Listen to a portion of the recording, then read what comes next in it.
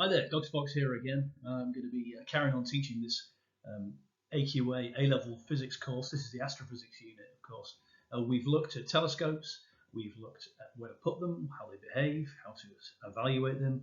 We've looked at how stars are different colours, they've got different temperatures, they've got different absorption, emission with hydrogen Balmer lines. And now we're going to start really zooming on detail on the physics behind what actually happens at a star and how their temperature and how their colour can affect their output and also their size as well. In the specification, they name them as Stephan's law and Wien's displacement law. I'm going to do them the other way around. I'm going to do Stephan's law first, as it mentions on here. In the specification, it actually runs through, as you can see, Wien's law first. This top part is Wien's law here, and then this is Stephan's law. I'm going to do this first, and then I'm going to come back to Wien's law, because I think this one is pretty good to sit on its own. When you get to exam questions, which I'll show you in a minute, they're both interlinked. They're both interlinked together. And the questions will have absolute magnitude, they'll have power, and your job is to make sure you know which equation to use and when to put effort in and when not to put effort in.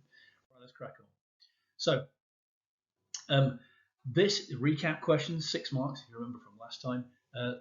Spectrum of Deneb contains hydrogen Balmer absorption lines. Describe how hydrogen Balmer absorption lines are produced in the spectrum of the star. Go and look at your notes. 6 points. Start from the emission coming from the star, coming through with a cloud in its atmosphere or between us and the star. How those photons come in, what's the condition, which star is the strongest, of course, that has the strongest hydrogen Balmer absorption lines, which is the weakest, the reasons for those, why they're darker, and why we have different lines, So 6 marks for that. Stop the video, and then the answers are going to be coming in 3, 2, 1. Now, there it is. Make sure you've got all those points. There's more than 6 marks there, of course. But go back and do that. Really important to do some revision work before you start doing some new learning. Get the juices flowing. Now, get your notes ready. So stars, classification of stars by temperature and blackbody radiation. I'm just taking that straight out. So what I would do in writing your notes, this top learning objective here, and this equation here, which is Stephan's power law, law of power. You can see it either way around. P. That's power. It's power output at the star. It's also luminosity as well. Remember, luminosity is exactly the same as power. What is the unit of luminosity? And this sigma here, or canon, as some of my students refer to it. Its sigma is the constant. That's Stephan's constant, which is found on the formula sheet. A is the surface area of the star, and T is the temperature, the peak temperature of the star. Massive power. T to the 4th. You can see it's extremely sensitive on temperature. Then we're going to look at Wien's law in the next lesson. But just today, we're just going to do Stephan's law. Right, Stephan's law output, luminosity and power are the same. What is the power of luminosity? Again, basically what you're doing, you're looking at the star, you're going zooming right into it and looking at the total power output from the whole surface. The intensity of the star, of course, is just how much comes out on a square meter, and that's what this little diagram shows here. Excuse the American spelling. If you are American, there's nothing to excuse. If you're British, it does irritate you every now and then, because meter is something that you measure something with, not a measure of length. It's a French word.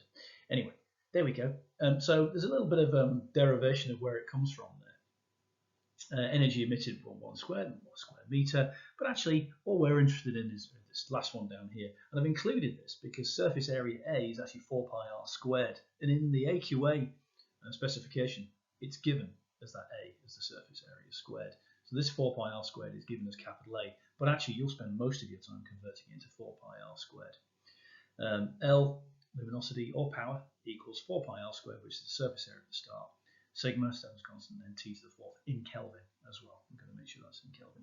So there's a bit of flexibility with this equation, but remember surface area is 4 pi r squared. And just to give an idea of the difference in sizes of star, there's your sun down there. Jupiter's about 1 pixel on here. And Sirius, we've talked about before, as being a fairly medium star, but you can see it's significantly bigger than the sun. The sun is a dwarf star. It's really quite small and quite dull, really. I mean, that's what's good about it. We wouldn't be as evolved as it was. Pollux, as you can see, is already gaining significantly. Arcturus, which we can see from Northern Europe, is already getting quite big. But just in your mind, just remember what Arcturus, Pollux, and Sirius look like, because there's Sirius. There's Arcturus there. Now, Aldebaran, you can see, is again another factor of 2 larger, and this is a big one. That's Aldebaran down there. So you've got to remember now, your sun is vanishingly small. Antares, Betelgeuse is just in a different world. And here we go to some of the largest stars that exist in the nearby universe. Anyway, the stars were probably bigger right at the start of the universe, but certainly in our neck of the woods. So stars have a huge range of radii. The sun is disappearingly small on this picture here. And Betelgeuse, which is one of the stars in Orion, fairly ordinary red-looking star. But actually it is huge, and as a consequence has a huge power output. And to coin a phrase, the numbers are astronomical. That's why the word is used. They are huge.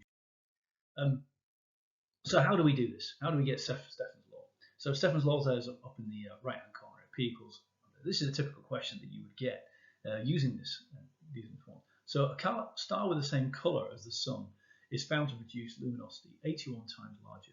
What is its radius compared to the sun? Well, we know some facts here. Colour means temperature in astrophysics. So basically, you know the temperature is exactly the same. T2, in this case, I've made the star, and T1 is the sun. L2 here is the star, 81 times brighter. 81 times the luminosity, 81 times the power output, all the same thing. And therefore, you've got this L2, the star is 81 times here. So what we do here, we just convert this equation here into L, because P is L, luminosity is power. And then I expand this out to 4 pi r squared, which you can see in there. And then T1, I'll put these. Now, this is a really common technique in physics. All you need to do is just create a ratio. And that ratio of between them. So in other words, if I want to find out how much times bigger, and there's that word again, compared. The word compared means do a ratio. So what you do is you can just divide one equation by the other. So I want to work out the ratio of R1 and R2. I'm not going to rearrange it yet. I'm just going to keep it like that, just because there's a lot of stuff going on here. So there should be a 1 in there. Anyway, 1 should go in there. There's my sun equation. There's my star equation. I'm just going to divide one by the other. Because if I can divide this by this, then this by this also works as well. So then I just stick my numbers in. There's 81 times luminosity of the sun, L1. And they're we want to know what these are, of course, R1 and R2. We'll leave them in there. Everything else is the same. And of course, T1 and T2 are the same. So I've just substituted T2 in there. And then, of course, we have the grand cancelling out. L1 cancels M1. I've already done that. All those bits are all constants. And, of course, T also cancels out as well. We end up with 1 over A21 equals R1 squared over R2 squared. And then, of course, do your cancelling out, rearrangement, and you end up with the fact that the star is 9 times the radius of the sun. Done. Hard bit of this bit here. Interpreting the question is the hard bit. Colour means temperature. A sun is found to produce 81 times larger, and it's getting it the right way around. Because the luminosity of the star is 81 times larger, that's the word times, back to primary school, that basically means L1. So here's some questions you can try. Do those. Remember, interpret that. I'll put some bold in there to give you some help. And also there's all that stuff around there. The last one is trickier, just to make sure that you're understanding this equation well. Remember, A is surface area in square meters. That's why that clue comes in here. Stop the video, try these questions. The answers are coming in 3, 2, 1. Okay, there's the answers. Just use the ratio method every time. Use the ratio. And the last one, you can just read that there. Sigma T4 is the power radian per square meter. Because P over A is just power over square meter, which is the intensity. And there you go. That's where you end up with a 46 billion watts per square meter. Like I said, the numbers are pretty big. Okay, here's an exam question that's associated with this. We've seen this one before, but it's worth putting it in, doing practice on it again. This time I'm not going to help you do it this time. 3 stars belong to the same spectral class. They explain which one it was. Which is it, of course? Which one does that fall into? It's not the top one, it's not the bottom one, so it's one of those ones in between. Which of these appears brightest?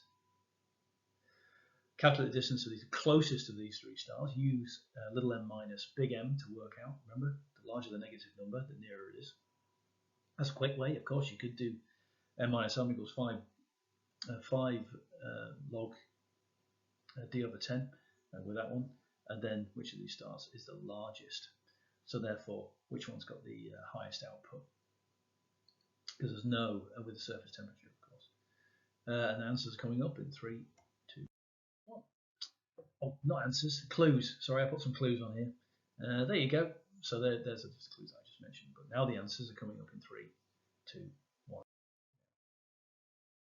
Have a good read those. Pause if you want to look at those. Work out which ones they are, what the method is. The mark schemes from the AQA are pretty good normally. These are really quite clear ones in the astrophysics ones. And here's another problem for you. This is an absolute overload of information in here. And in this case, they're just doing a straightforward distance to Sirius, straightforward equation use, calculate the ratio, power output of a Sirius B, because you've got diameter, convert to radius, of course, kilometers, convert to meters, black body temperature, we're absolutely fine in there, so you just have to do that. And then you look at your formula sheet for the Stephan's constant, and then, of course, then you've got the data 8,000 times brighter. Now, this one, you have to use the absolute magnitude difference between them. So you're going to use 2.5 times 10 to the power of the difference between these two here. And these two numbers are not the same. Why, of course, I've given you a clue up here. This is a visible absolute magnitude, magnitude. And you can see that the temperatures are very different, so therefore they have their peak output in different parts. The temperature tells you where the peak output is. So you may be observing it in a wavelength that is not the peak output. So one may appear to be brighter or dimmer than the other one, but actually it's because the peak appears. A very, very infrared star, very large infrared peak may look very dim, invisible, but actually has its elsewhere. Answers coming up in 3, 2, 1. And there they are. Okay, just read through those, pause the video to look through those, check your answers, and make sure you're getting those there. Okay, now we're going to go on to Wien's law. So get the next lesson lined up and practice those questions, rewind this video, do those questions, and then do it again.